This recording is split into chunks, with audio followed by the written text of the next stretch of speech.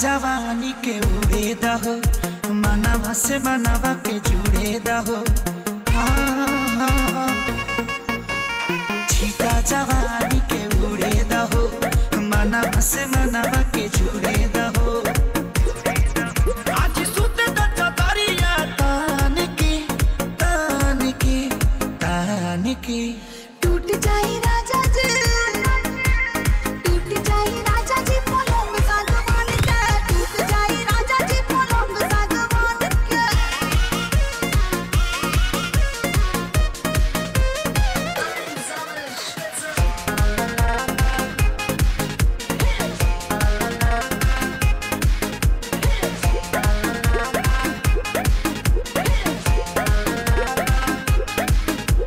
छुए द बदन की देखो न कटन की चादर बिछा देहनी।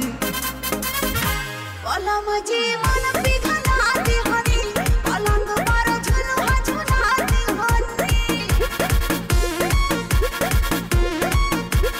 छुए द बदन की देखो न कटन की चादर बिछा देहनी।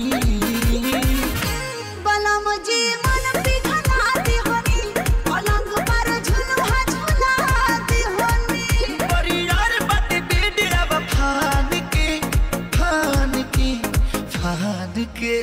टूट जाए राजा जी, टूट जाए राजा जी पलंग सागवान के, टूट जाए राजा जी पलंग सागवान के।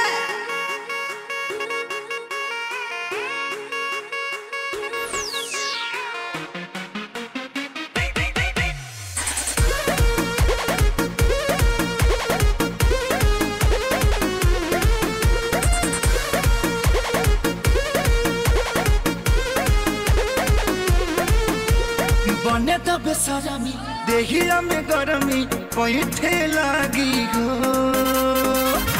कमरिया